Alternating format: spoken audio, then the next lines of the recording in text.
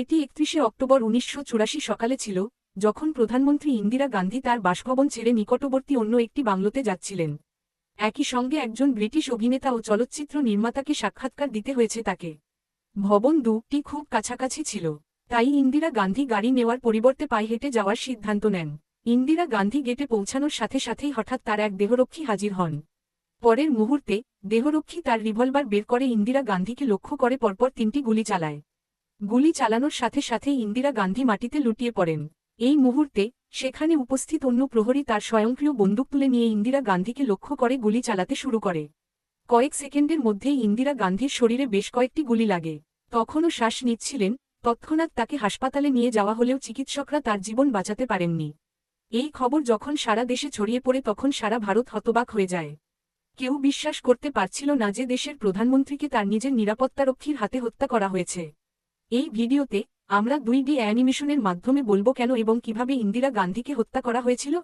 1966 সালে ইন্দিরা গান্ধী ভারতের প্রথম মহিলা প্রধানমন্ত্রী হন। শুরুতে অনেকে এগুলোকে হালকাভাবে নেন।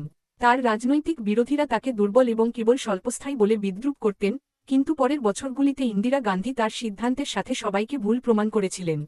1971 সালের সাধারণ নির্বাচনে ইন্দিরা গান্ধী গরিবি হাটাও স্লোগান দিয়েছিলেন। পূর্ণ আস্থা নিয়ে নির্বাচনে প্রতিদ্বন্দ্বিতা করেছেন তিনি। ফলাফল এলে হতবাক হয়ে যায় গোটা দেশ।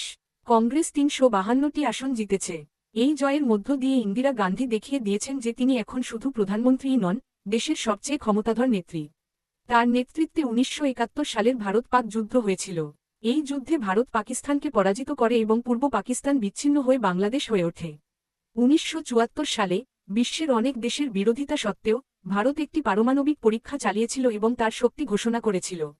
কয়েক বছরের মধ্যে ইন্দিরা গান্ধীকে আয়রন লেডি বলা হলেও রাজনীতিতে সাফল্যের সাথে সাথে বিতর্ক অব্যাহত ছিল।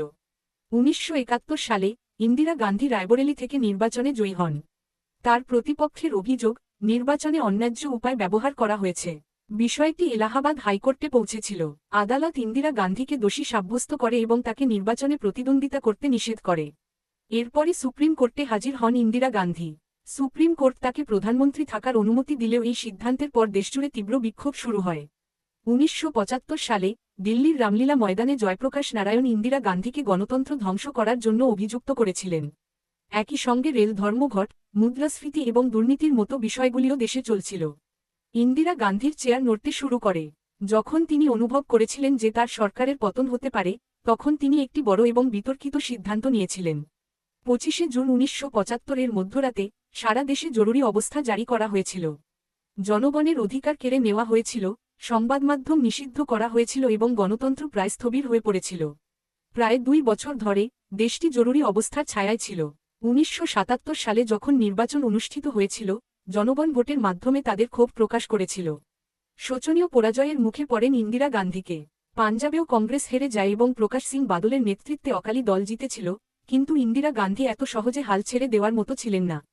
ক্ষমতায় ফিরে আসার জন্য তিনি পাঞ্জাবের রাজনীতিতে মনোযোগ দিতে শুরু করেন। সেখানে তিনি স্থানীয় প্রচারক জার্নেল সিং ভিন্দ্রনওয়ালেকে সমর্থন করেছিলেন। ভিন্দ্রনওয়ালে টানা 3 বছর ধরে তৃণমূল স্তরে কাজ করেছিলেন। তিনি জনগণের মধ্যে গিয়ে কংগ্রেসকে শক্তিশালী করার চেষ্টা করেছিলেন। কংগ্রেস 1980 লোকসভা নির্বাচন এবং পাঞ্জাব বিধানসভা নির্বাচন জিতেছে। ইন্দিরা গান্ধী আবার ক্ষমতায় ফিরে আসেন, কিন্তু অকালি দল এই পরাজয়ে খুব ক্ষুব্ধ ছিল।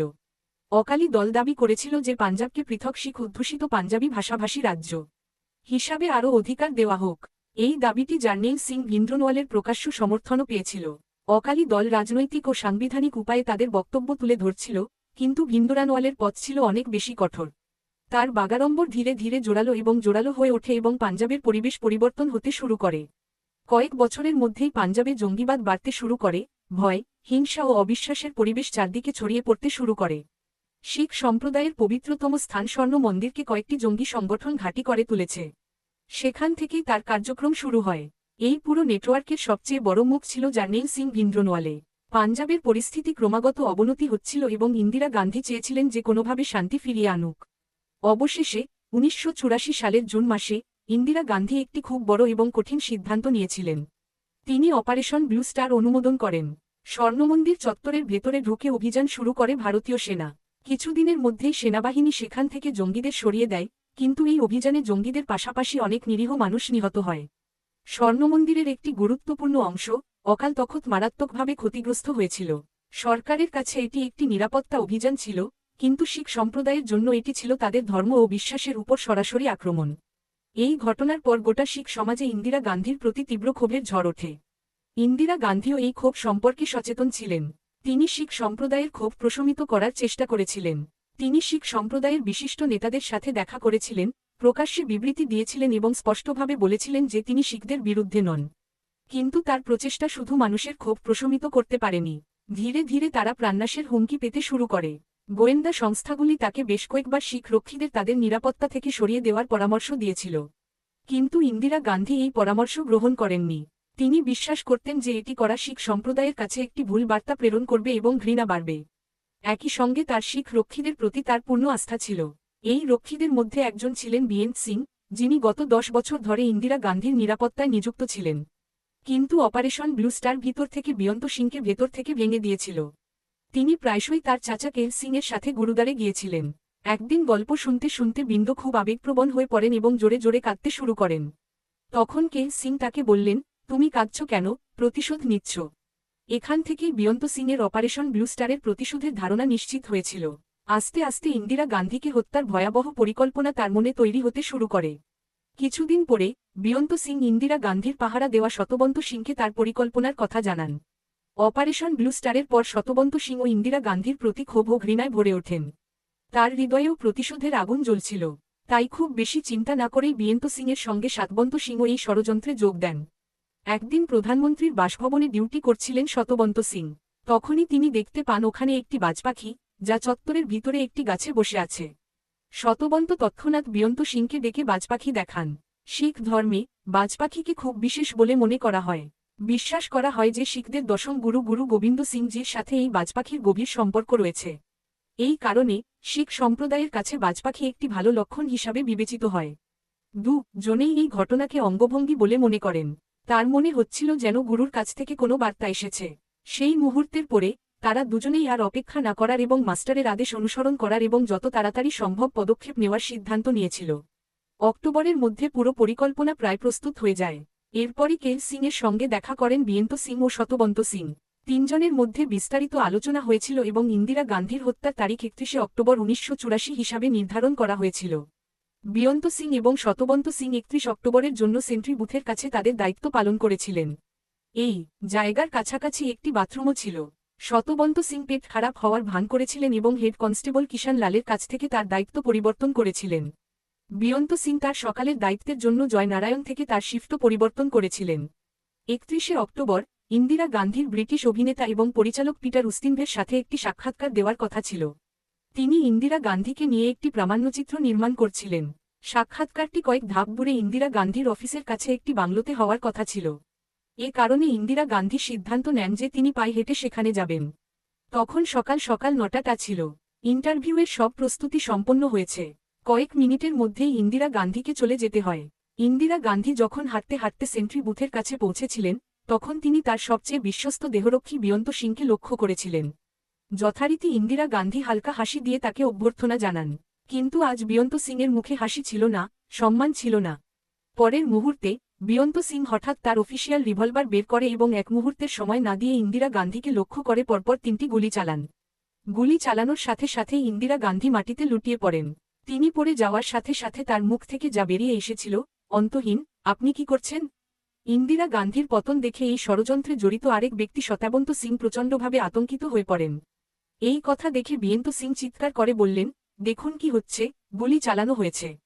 এবং তারপরে শতবন্ত সিং তার স্বয়ংক্রিয় কার্বাইন তুলে নেন এবং মাটিতে পড়ে থাকা ইন্দিরা গান্ধীকে লক্ষ্য করে নির্বিচারে গুলি চালাতে শুরু করেন। গুলির শব্দ শোনার সাথে সাথেই ঘটনাস্থলে ছুটে আসেন নিরাপত্তারক্ষী ও আইটিবিপি জওয়ানরা।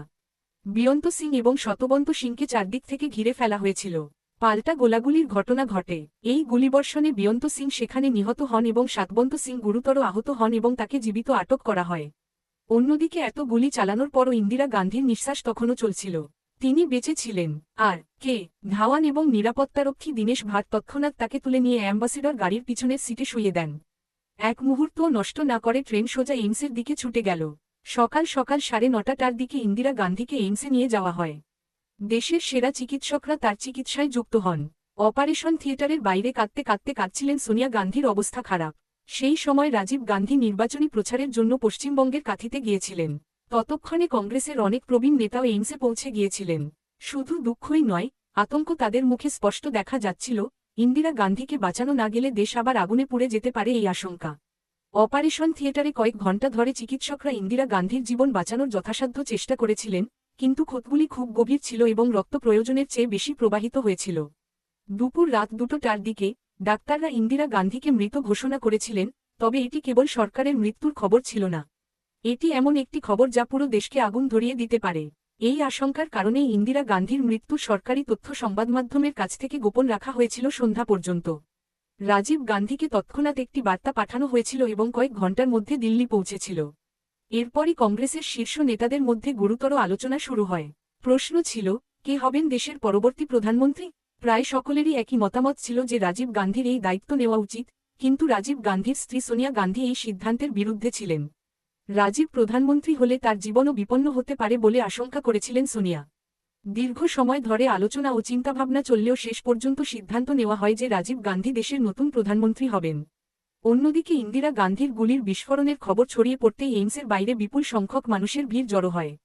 সকলেই তখনও আশা করেছিলেন যে ইন্দিরা গান্ধী বেঁচে যাবেন। প্রধানমন্ত্রীর অবস্থা জানতে মানুষের আগ্রহ ছিল।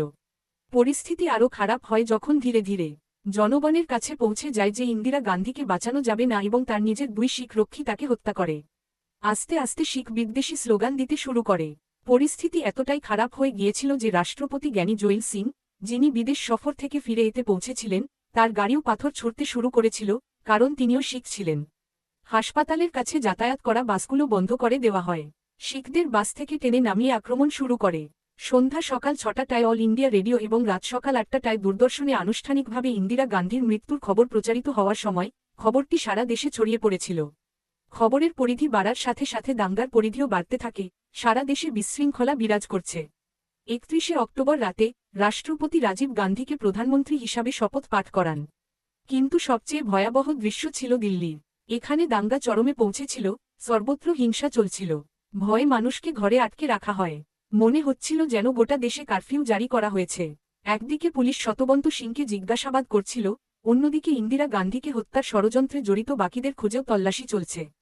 3 দিন একটানা পরিশ্রমের পর কে সিংকে গ্রেফতার করে পুলিশ। মামলাটি দায়রা আদালতে চলছিল। আদালত শতবন্ত সিং এবং কে সিংকে মৃত্যুদণ্ড দিয়েছিল, কিন্তু এই পুরো সময়ে সবচেয়ে বড় এবং তিক্ত সত্য ছিল যে ইন্দিরা গান্ধীর হত্যার পরে শুরু হওয়া শিখ বিরোধী দাঙ্গায় হাজার হাজার নিরীহ শিখ প্রাণ হারিয়েছিল। বন্ধুরা, আপনি যদি ভিডিওটি পছন্দ করেন তবে ভিডিওটিতে লাইক এবং কমেন্ট করতে ভুলবেন না এবং চ্যানেলটি সাবস্ক্রাইব করতে ভুলবেন না। আমরা আপনার জন্য এমন সত্য এবং গুরুত্বপূর্ণ গল্প নিয়ে আসতে থাকব।